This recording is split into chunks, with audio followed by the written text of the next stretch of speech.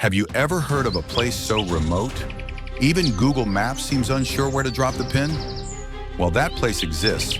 It's called Timor-Leste. Now here's the real question. If paradise had wings, what would it look like? Would it be a burst of emerald feathers or a tiny sunbird flashing gold under the island sun? Stick around, because by the end of this video, you'll have your answer. Picture this, a forgotten island between Indonesia and Australia, where time moves slow and every sound in the jungle feels like nature tuning its own orchestra. And the stars of that orchestra? 15 rare bird species you won't find anywhere else on Earth. From the shimmering Nicobar pigeon to the flashy black-capped kingfisher that looks like it's late for a fashion show. These birds aren't just rare, they're living artwork. So take a breath, grab your curiosity, and maybe your coffee, because we're about to fly straight into Timor-Leste's hidden paradise, where every wing beat hides a story, and one mystery question waiting for you at the end. Now tell me, you ready to find out what paradise really sounds like? What if I told you the world's most glamorous pigeon lives on a tiny forgotten island, wears metallic feathers, and might be the last living echo of the dodo? Yeah, not your average park pigeon begging for crumbs, huh? The Nicobar pigeon looks like it belongs on a fantasy movie poster. Long, shimmering feathers that glow green, bronze, and violet when the sunlight hits. It's like Mother Nature took one look at the gray city pigeon and said, nope, let's try that again, but make it fabulous. You won't find this bird strutting through New York or San Francisco. It lives across remote tropical islands of Southeast Asia, including the untouched corners of Timor-Leste. There it moves like a slow, confident celebrity, cooing softly while the jungle hums in the background. And when it takes flight, it sounds like a fan blade slicing through the air. Seriously, people say you can hear its wings before you even see it. Here's the part that blows most people's minds. Scientists say the Nicobar pigeon is the closest living relative of the extinct dodo bird. That means every time you see this bird gliding over the islands, you're literally looking at a living time capsule. Evolution kept one branch of that weird, clumsy dodo family tree alive. Only this cousin is stylish, fit, and still thriving, for now. And another fun fact, this bird swallows small pebbles to grind its food inside its stomach. It doesn't have teeth, so it basically carries its own portable blender wherever it goes. I mean, who needs kitchen gadgets when evolution already gave you a rock-powered smoothie maker? But here's where the story turns. Despite its glittering beauty, the Nicobar pigeon is quietly disappearing. Deforestation, hunting, even illegal pet trade, humans, as usual, can't resist turning something rare into a souvenir. They're being trapped, their nesting islands shrinking. Every year, there are fewer metallic flashes in those tropical skies. So here's the real question. If the dodo vanished because no one cared until it was too late, are we repeating the same story, just with better cameras and hashtags? Imagine seeing this shimmering bird in the wild, wings catching the sun, a living relic of evolution. Would you take the perfect photo, or would you just stand there silent and let the last whisper of the dodo glide right past you? What's the first thing that pops into your mind when you hear kingfisher? A small, cute bird by the river, right? Well, let me introduce you to the black-capped kingfisher, the loud, colorful show-off who clearly didn't get the blend-in memo. This bird looks like it was painted by a kid with too many crayons. Electric blue wings, a snow-white chest, and a deep, glossy black cap that makes it look like it's wearing a biker helmet. And that beak, bright red, long, and sharp enough to make sushi out of a crab in seconds. Seriously, if birds had personalities, this one's the drama queen of the wetlands. You can find it perched perfectly still on a branch, staring into the water like a sniper with feathers. Then boom, a lightning-fast dive, a splash, and it's already back up with dinner, wriggling in its beak before you even blink. It doesn't fish politely, it hunts with style, like it knows there's an audience. And let's be honest, we'd all watch. Here's something wild. Despite its bright colors, this bird is a stealth hunter. It can sit motionless for several minutes, waiting for just the right ripple before striking. That patience, Olympic level.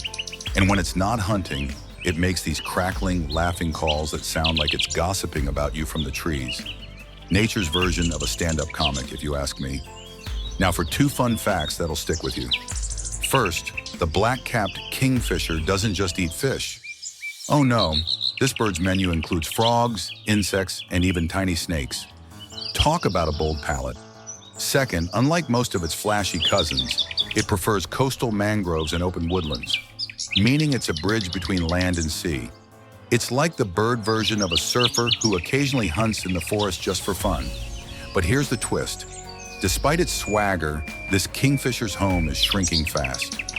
Mangrove destruction and pollution are slowly taking away its throne. The colors are still there, but the silence between calls is getting longer. So let me ask you this. If you spotted this brilliant blue hunter perched against a sunset, would you snap a photo and scroll on? Or would you stop long enough to listen to that laugh echoing through the trees before the sound fades forever? You ever see a bird so bright, it looks like someone accidentally left the saturation slider on max? That's the black-naped oriole, a bird that refuses to be subtle. Its whole body shines in neon yellow, like a flying highlighter soaring through the jungle canopy. And right across its head, a sharp black stripe runs from eye to eye, like a superhero mask or a rock star's eyeliner. Locals in Timor-Leste call it the sunbird of the forest, and honestly, it fits. When this bird lands on a branch, everything around it seems to light up. Even the shadows look jealous. But don't let that sunny color fool you. It's got attitude. This oriole is loud, dramatic, and very territorial. If another bird dares to cross into its space, it'll start a shouting match that echoes through the whole forest. It's like the jungle's own talk show host yelling, "This is my tree, buddy." Here's a fun fact most people don't know. The black-naped oriole can mimic the calls of other birds, even tricking them into thinking a predator's nearby. It's basically the prankster of the avian world. And another one, its bright yellow feathers aren't just for show. They actually help it camouflage among sunlit leaves. Turns out being flashy is its version of blending in. Nature's irony, right? If you ever visit Timor-Leste early in the morning, you'll hear this bird before you see it. Its flute-like song floats through the humid air, soft but confident. And once you finally spot it, you can't look away. It's like the forest itself decided to sing. But here's the part that hits home. These orioles rely on dense forest canopies for nesting, and as those trees vanish, so do their songs. Deforestation isn't just about losing trees, it's about silencing voices we'll never hear again. One by one, the jungle's melodies are being turned down. So here's my challenge for you. If you had to pick, would you rather live in a world full of noise and people, or one quiet morning where a single golden bird sings just for you? What if I told you there's a bird that hunts bees for breakfast and still looks like it just came out of a Pixar movie? Meet the rainbow bee eater, the bird that makes danger look fabulous. It's small, sleek, and covered in colors that don't seem real. Turquoise, emerald, orange, gold, and that perfect black eye stripe that says, "Yeah, I sting back." Metaphorically, when sunlight hits its feathers, it glows like a prism with wings. Imagine a hummingbird, a peacock, and a daredevil all rolled into one. That's our little rainbow assassin. And yes, it actually eats bees. Not one or two, entire buzzing buffets of them. But here's the twist. Before swallowing, it smacks the bee against a branch to disarm the stinger. That's right. It neutralizes venom like a pro chef preparing sushi. Talk about dinner with precision. The rainbow bee eater doesn't just hunt, it performs. You'll see it soaring in graceful arcs, twisting midair, then diving for prey with perfect aim. It's the Cirque du Soleil of the bird world. And while we humans worry about our next caffeine fix, this little creature spends its mornings catching sunlight and bees. Two things that can sting if you're not careful. Fun fact 1, these birds migrate across thousands of miles from Australia up to Timor-Leste and beyond, chasing warm air and insects. It's like a tropical road trip with wings. Fun fact 2, they nest underground. Yeah, underground. They dig tunnels in sandy banks for their eggs, keeping them cool and safe. So not only are they fearless, they're engineers too. But here's where it gets interesting. Bee eaters rely on insects that thrive in clean air and unpolluted land. So every time you spot one, it's not just pretty, it's a sign the ecosystem is still healthy. You could say the rainbow bee eater is nature's little green checkmark. Now imagine this. You're standing on a warm Timor-Leste morning and a flash of turquoise cuts through the air, wings sparkling like sun on the sea. Would you grab your phone to film it or just let it pass, knowing you just witnessed one of Earth's smallest, boldest miracles? Because here's the thing. If even a bee eater can live in balance with stingers and storms, what's stopping us from doing the same? Okay, picture this. You're walking along a quiet coast in Timor-Leste. The air smells like salt and wet leaves, and suddenly, a flash of turquoise blue slices through the mangroves like lightning. That's the collared kingfisher, the local troublemaker with feathers. It's got that perfect island look, white chest, sea blue wings, and a bold turquoise collar that makes it look like it's wearing a Hawaiian shirt to work. This bird doesn't just live by the coast, it owns it. Perched on driftwood or fishing poles, it sits there like, yeah, I run this beach. But don't be fooled by the calm pose. When it spots prey, small crabs, insects, or even lizards, it becomes a blue missile. A quick whoosh, a splash, and dinner's done. And yes, it smacks its food against a branch before swallowing, just to make sure it's tender. You could call it the Gordon Ramsay of the mangroves, minus the yelling, well, mostly. Here's something cool. This bird isn't picky about real estate. It nests anywhere. Tree holes, sandy banks, even termite mounds. Imagine explaining to a termite colony that your new roommate has a beak.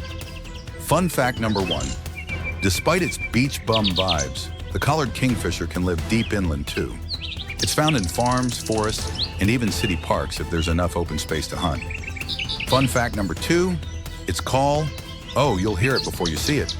A loud cackling kick, kick, kick that sounds like a parrot laughing at your sunscreen. But here's the twist. As mangrove forests shrink, so does its kingdom. Fewer trees mean fewer nesting spots. Fewer fish mean more empty perches. You'd think a bird this adaptable could survive anything, but even the boldest colors can fade when the water turns gray. Still, the collared kingfisher doesn't seem to care. It sits there, chest puffed, beak tilted up like a movie hero staring into the sunset. Defiant, bright, alive. Maybe that's the secret of this bird. Don't wait for perfect conditions, just shine where you are. So here's my question to you. If life threw you into a storm, would you panic, or would you laugh like the kingfisher and dive right in anyway? You know that feeling when you watch something so graceful, it almost doesn't seem real? That's exactly what it's like seeing a Pacific swallow in flight. A flash of copper and blue cutting across the Timor-Leste sky like a brushstroke of light. They're small, sleek, and fast. Tiny aerial acrobats that never seem to run out of energy. You can find them gliding above rivers, rice fields, and coastal cliffs, chasing invisible trails of insects. It's like watching joy itself on autopilot. And the best part? They always fly in pairs. It's as if they made a lifelong pact. You catch the left, I'll take the right. Here's the thing. These swallows don't just live in motion. They depend on it. They feed, flirt, and even sing while flying. Their whole life is built around the sky.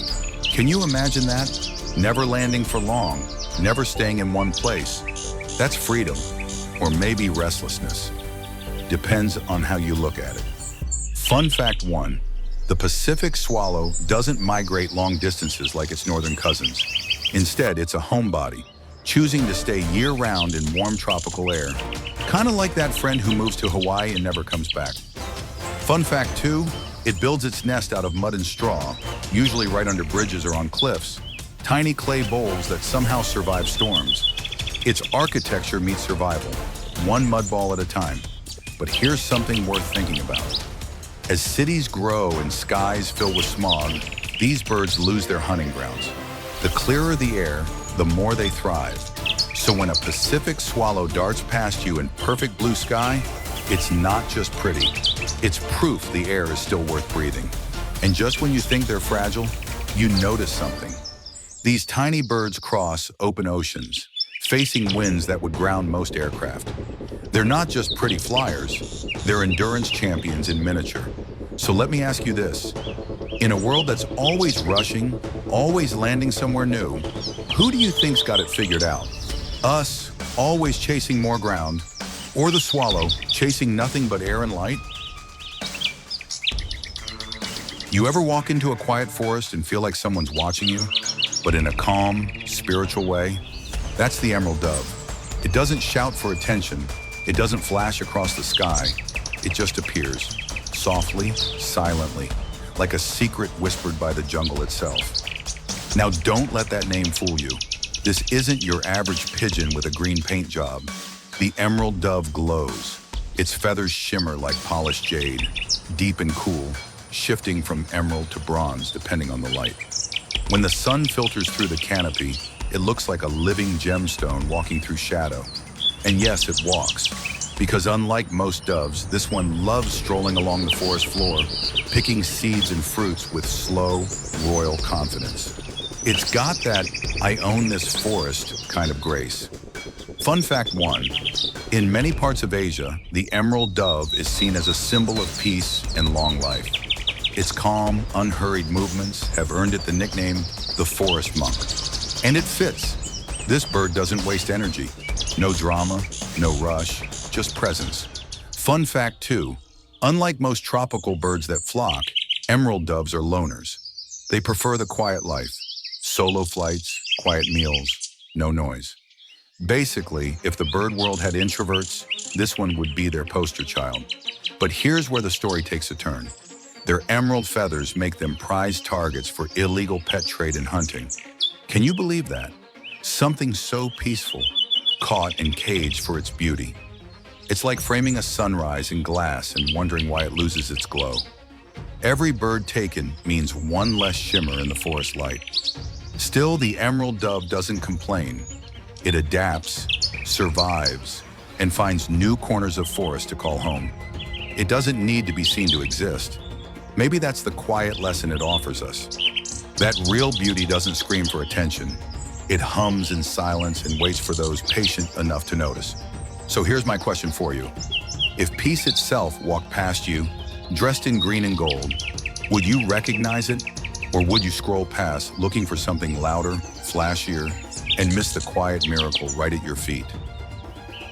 You ever meet that one neighbor who's always cheerful, always singing, no matter what's happening around them? That's the yellow-vented bulbul, the happy-go-lucky bird of Timor-Leste. It's small, scruffy, and bursting with energy, hopping from branch to branch like it just had 3 espressos and a good night's sleep. You'll spot it almost anywhere. Gardens, coconut groves, city edges, even on power lines near the beach. It's one of those birds that seems to say, "Hey, life's good, let's sing about it." And sing it does. A bubbly, chatty tune that sounds like laughter mixed with a flute. They're not professional singers like nightingales, but they sure bring good vibes to the neighborhood. Here's the funny part. This bird looks pretty ordinary at first glance. Brown back, white belly, until it turns around and flashes a surprise. Right under the tail, bright yellow feathers, a pop of sunshine in disguise. It's like nature gave it a built-in exclamation mark. Modest in front, party in the back. Fun fact 1, the yellow-vented bulbul is one of the few birds that actually benefits from urban life. It's adaptable, curious, and not afraid to share space with humans. You build a garden, they'll move in rent-free. Fun fact 2, they're the forest's best gardeners. By eating fruits and berries, then spreading seeds across miles, they help regrow the very forest they live in. You could call them the eco-delivery service of the tropics. No subscription required. But here's where things get interesting. Their population is stable now, but it's not guaranteed. As cities expand, chemical pesticides and loss of green spaces could cut their food sources fast. They may be cheerful, but even the happiest birds can't sing in silence. Still, every morning in Timor-Leste, when the sun stretches over the hills, you'll hear that familiar, optimistic chatter. No schedule, no stress, just joy, pure and simple. And maybe that's the secret the bulbul knows. You don't need to be exotic to be extraordinary. Sometimes just showing up and singing is enough. So let me ask you, in your own neighborhood, who's louder? The noise of life or the little voice that reminds you to smile at sunrise? You know that one person who's tiny, charming, and somehow steals every spotlight without even trying? That's the olive-backed sunbird, the pocket-sized showstopper of Timor-Leste. It weighs less than a teaspoon of sugar, but good luck ignoring it once it shows up. From a distance, it looks like just another small bird hopping among flowers. But then the sunlight hits, and bam! Its throat flashes deep metallic blue. Its back glows olive green, and for a moment, you're staring at a living jewel. It's like nature said, I can make a hummingbird, but smaller, sassier, and with better lighting. You'll usually find them sipping nectar from hibiscus, banana flowers, and any bloom that dares to open. They hover, dart, and hang upside down like acrobats chasing sweetness. And the best part? They make this high-pitched, squeaky chatter that sounds like laughter in Fast Forward. If birds could giggle, this one definitely would. Fun fact 1, the olive-backed sunbird is a master engineer. The female builds a hanging nest shaped like a teardrop, woven from grass, cobwebs, and even bits of plastic she scavenges. It dangles from branches like a little hammock, lightweight, cozy, and built to swing in the wind. Fun fact 2, these sunbirds are loyal. They often return to the same nesting spot year after year, like a couple rebooking their favorite summer Airbnb. But there's a twist to their bright little world. As cities spread and flowering plants vanish, these nectar hunters are losing their buffet. No flowers, no feast. And guess what else vanishes with them? The quiet pollination dance that keeps tropical gardens alive. Turns out, even the tiniest creatures play the biggest roles. Still, the olive-backed sunbird doesn't seem worried. It just keeps singing, fluttering, and chasing color wherever it finds it. It's as if it's saying, if there's no garden, I'll find one. Or make one that's confidence we could all use. So here's my question for you. If you could live your life like the sunbird, light, fearless, chasing sweetness wherever it blooms, would you? Or would you stay grounded, waiting for life to plant flowers for you? You ever meet someone who's so full of life, they make every room brighter the moment they walk in? That's the common iora, the life of the tropical forest party. It may be small, but it's got the personality of a Broadway singer trapped in a lemon yellow body. This bird is sunshine and feathers, olive green on top, yellow underneath, with white streaks that flash when it moves. And it moves a lot. The iora is never still. It hops, twitches, flutters, and sings like it's trying to audition for a musical only other birds can hear. If you're ever near a forest in Timor-Leste, just stop and listen. You'll hear it before you see it. A sweet whistling pee-pee-pee echoing through the leaves like laughter. Now don't let that cheerful tune fool you. This bird's got drama. The male iora changes color during breeding season. Its feathers darken into rich black and gold, as if it's putting on a tuxedo just to impress the ladies. Fun fact 1, male ioras don't just sing for love, they perform. They puff up, spread their wings and do a little sky dance, spiraling upward before dropping like confetti. Talk about a bird with flair. Fun fact 2, the common iora is an expert mimic. It borrows tunes from other birds, mixes them into its own melody, and somehow makes it sound better. So yeah, you could call it the DJ of the jungle. Here's where it gets interesting. Despite its cheerful vibe, this bird plays a serious role in the ecosystem, eating insects that harm fruit trees and crops. It's basically the farmer's invisible helper, pest control with wings. But like so many others, it's facing shrinking forests and noise pollution that drown out its song. And if the forests go quiet, what happens to the rhythm of life that depends on them? Still, the iora keeps singing. Every dawn, every tree, every chance it gets. It sings like it believes the world's still listening. And maybe that's the magic of it. Joy that refuses to fade no matter what. So here's a thought for you. If your world started losing its color, would you sit in silence? Or would you sing louder, like the iora, just to prove the light's still there? Have you ever seen a creature so elegant it almost looks unreal? Like something out of a dream that forgot it wasn't supposed to exist? That's the Blyth's paradise flycatcher, the bird that makes gravity look optional. Imagine a long, flowing tail, thin as silk and twice as graceful, streaming behind a sleek bird the color of chocolate, ash, and moonlight. When it moves, that tail trails behind like a ribbon caught in the wind. It doesn't fly, it floats. And when sunlight hits those feathers, the entire forest seems to pause. Now don't let that beauty fool you. This bird is a hunter, an artist of the air. It darts, twists, and spins mid-flight to snatch insects right out of the sky. You could say it paints invisible patterns in the air, one swoop at a time. If the rainbow bee eater is a performer, the paradise flycatcher is the dancer. Effortless, elegant, and just a little bit mysterious. Here's fun fact number 1. Males and females look totally different. The males grow that famous long tail during breeding season, like nature's version of a tuxedo, while females stay modest, focusing on the real work, nest building and parenting. Fun fact number 2, this bird's call is a soft, liquid chee-wee, almost like a flute played underwater.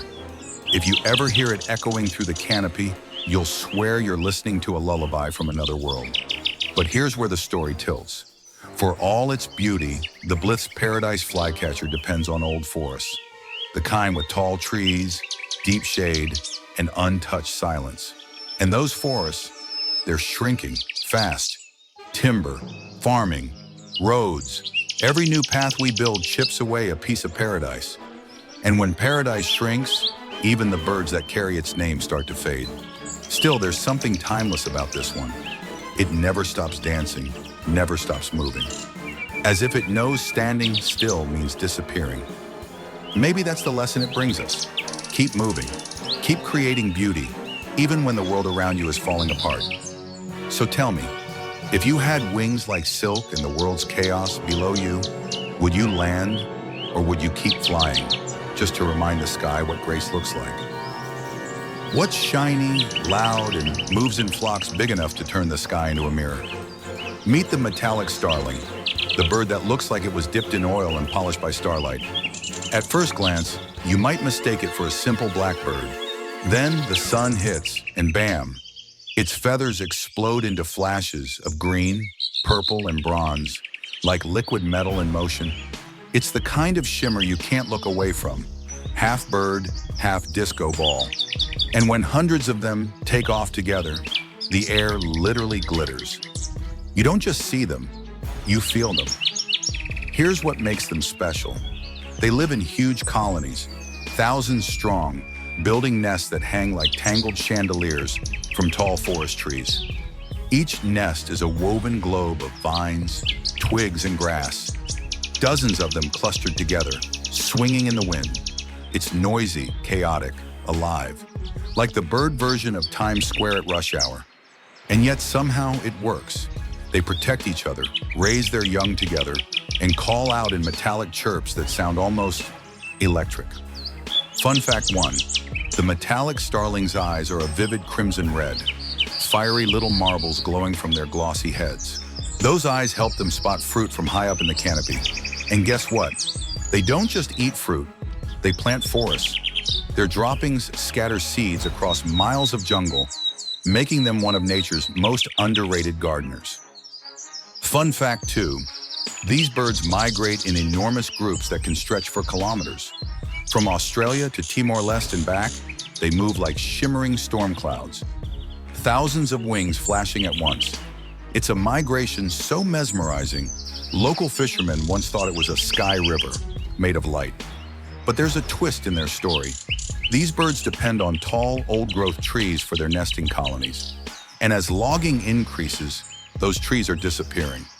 You take down one big tree and an entire bird city collapses.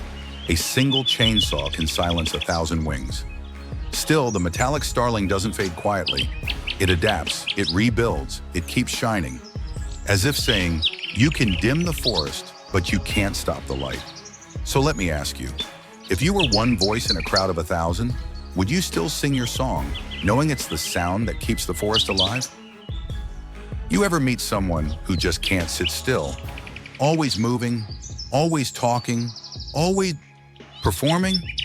That's the Malaysian pied fantail, the tiny bird with a big personality and even bigger energy.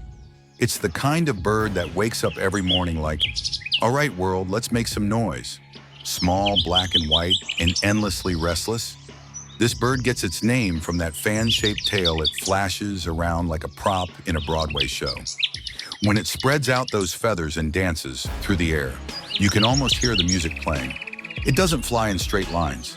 It twirls, zigzags, and pirouettes like it's auditioning for Bird Idol.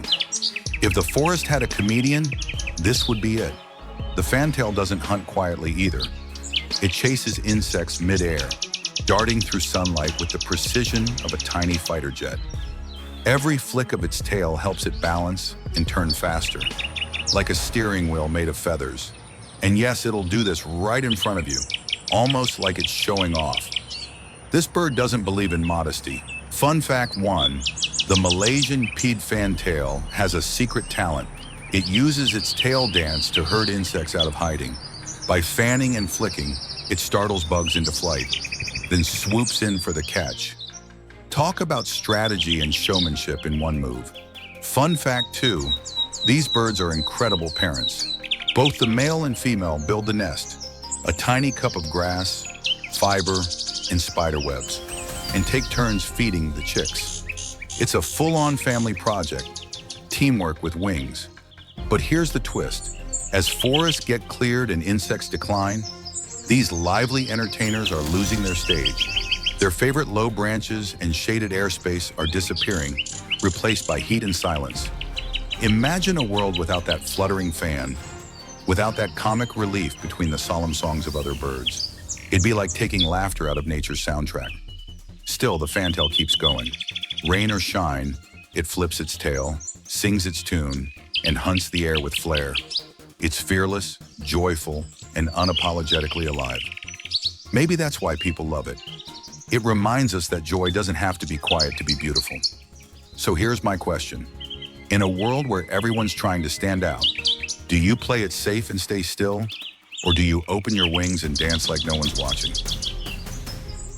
If loyalty had wings, it would probably look like the white-breasted woodswallow, a bird that believes in teamwork, family, and a good group cuddle. Yeah, that's right.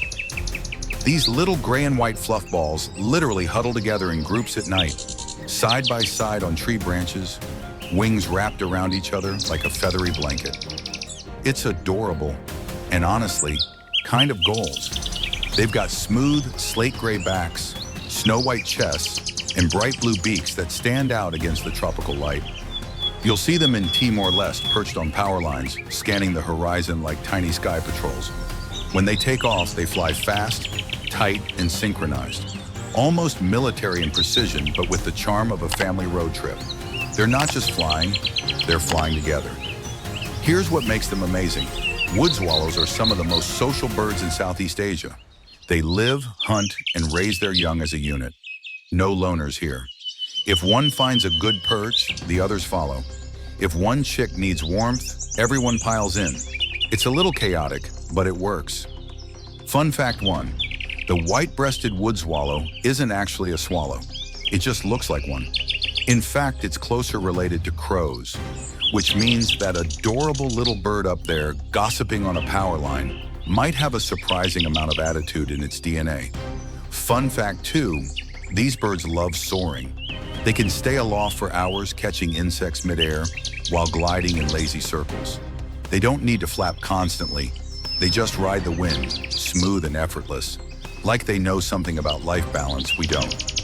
But here's the twist. The very trees and open skies they depend on are shrinking.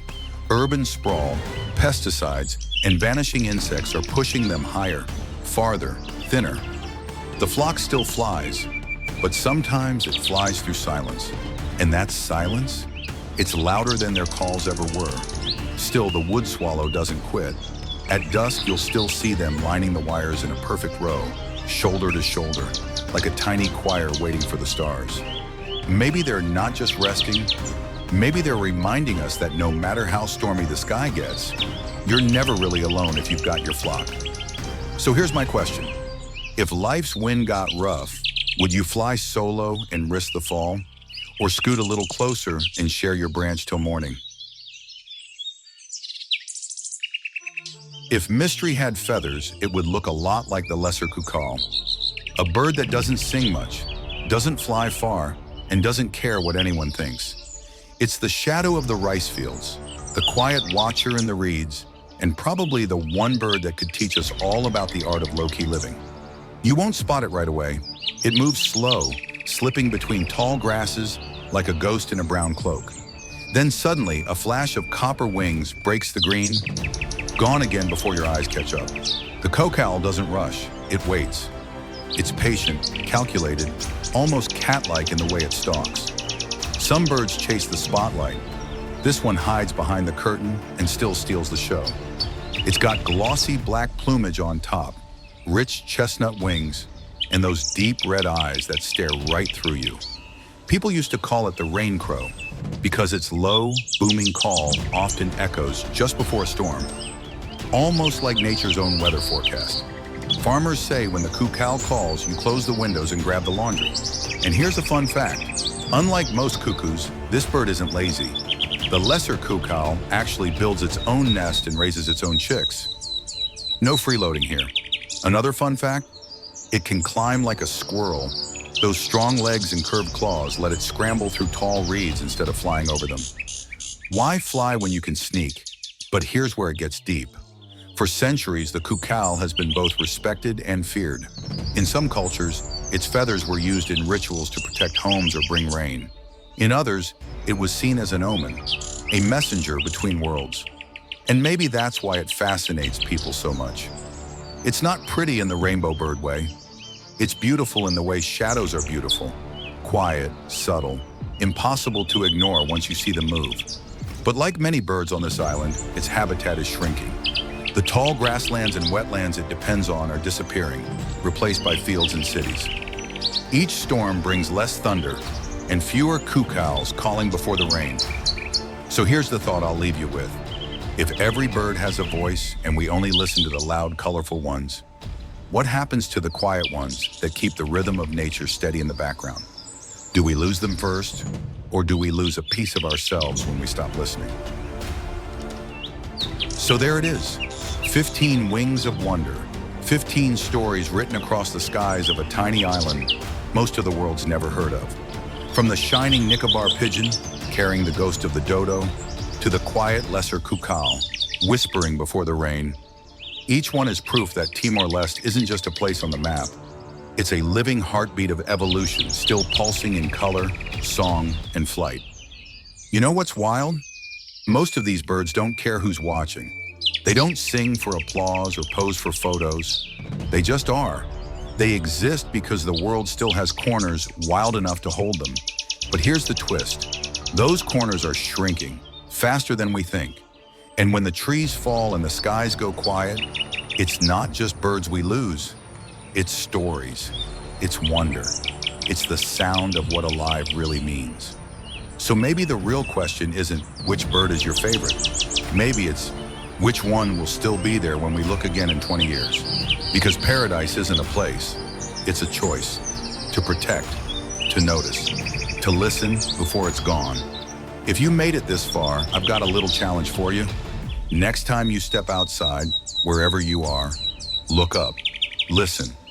Because even the smallest flutter might be a miracle trying to get your attention. Now tell me in the comments, which bird from Timor-Leste's hidden paradise stole your heart? And which one do you think we should fight hardest to keep flying?